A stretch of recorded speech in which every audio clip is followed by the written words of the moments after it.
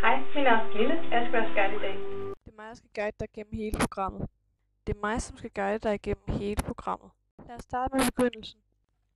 For 500 år siden troede man, det var en Maya-gud, som gav menneskene kakaotræet, og derfor betragtede Maya-indianerne træet som guddommeligt. Dengang var chokolade ikke noget, man spiste. Det var noget, man drak, og smagte heller ikke, som den gør i dag. Det var mere fed og bitter i det, og var nogle gange krydret med chili, eller måske honning, peber, kanel eller vanilje. Dengang var det heller ikke alle, der måtte drikke chokoladen. Det var kun konger, fine hoffolk, soldater, der måtte drikke det. Kvinder måtte slet ikke smage, for chokoladen, troede man, indeholdt en særlig kraft. Da Christopher Columbus i sin tid opdagede Amerika, søgte han ikke på kakaoen med det samme. Det var først på hans 4. rejse, hvor han ankom til øen Guanaya. Her var handlen livlig, og man brugte kakaobønner som betalingsmiddel. Columbus omtalte bønnerne som en slags mandler, da han bagefter skulle fortælle det, han havde oplevet i det spanske kongehus. I 1519 tog en mand ved navn Hernán Cortés turen over mod Amerika. Der mødte han en aztekerkonge. Aztekerkongen troede, at Hernán Cortés var en mægtig gud, og derfor blev han inviteret med til religiøse fester med masser af kakao. Cortés udfordrede derefter aztekerkongen, og efter nogle slag fik han overtaget og blev Spaniens næste guvernør i den nye verden.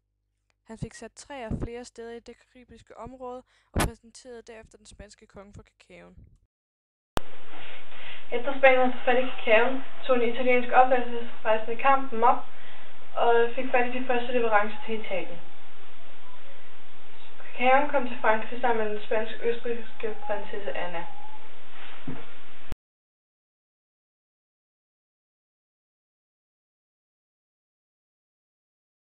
Kakaotræet vokser især i Sydamerika, Afrika og Asien. Kakaotræet er mellem 4 til 8 meter højt, nogle gange 10 meter.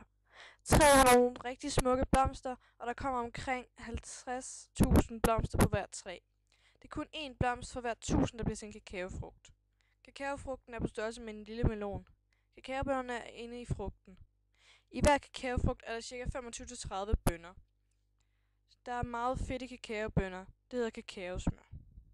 Når frugterne er plukket, skal de ligge i 3-5 dage. På den måde rådner frugtkødet væk. Det lyder måske lidt ulækkert, men det er faktisk med til at give kakaoen den rigtige smag.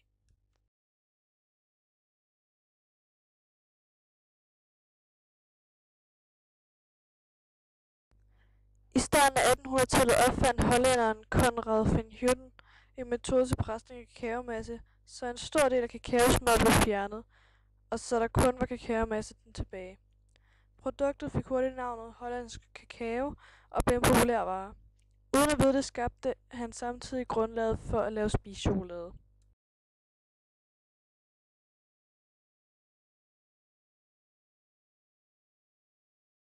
I dag findes der mange forskellige former for chokolade, og dem kan man sagtens smage forskel på. Hvis du for eksempel tager et stykke meget mørk chokolade og et stykke mørk chokolade, kan du tydeligt smage forskel. Den mørke chokolade består nemlig af mere kakaomasse end den anden, og har derfor ikke lige så meget sukker. Almindelig mørk chokolade ser sådan her ud, hvis du skulle dele en chokoladebar op i, hvad den er lavet af. Mælkechokolade, eller lyschokolade som den også hedder, er forskellig fra de mørke, for den indeholder nemlig mælkepulver, og så er der ikke så meget kakaomasse i. I hvid chokolade er der kakaofedt, mælk, sukker og vanilje. Der er ikke kakaomasse i hvid chokolade, som der er i lys og mørk.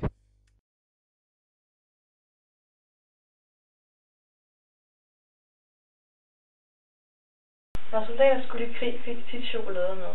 Det indeholdt meget energi. Det kunne være, at soldaterne skulle gå længe. Så er chokolade godt. Det kunne også være, at soldaterne skulle gemme sig længe, og der var chokolade måske en fredning. Både fordi, at chokolade holdt sig længe, og så fordi, at det indeholdt meget energi.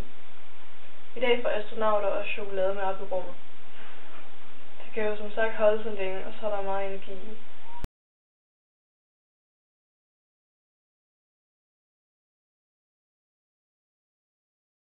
Spisechokolade giver mulighed for en række producenter dannet i slutningen af 1800-tallet.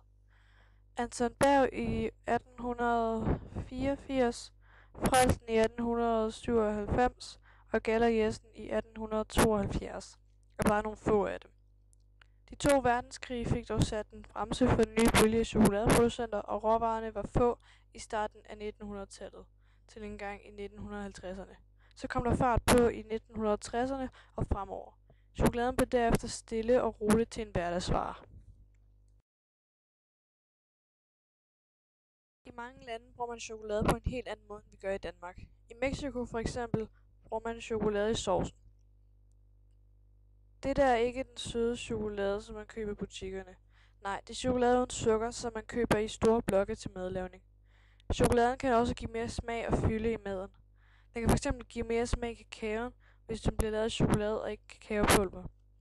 Den kan også gå ind og ændre lidt på smagen i chili con carne, eller hvis du putter chokolade i scones, så bliver den ligesom små chokoladeboller. Nogle forskere har fundet ud af, at noget chokolade, mest mørk chokolade, er godt for menneskets sundhed. Der er også blevet lavet undersøgelser, der viser, at mennesker, der spiser chokolade, lever længere end mennesker, der ikke gør. Man har også fundet ud af, at chokolade øger vores stofskifte.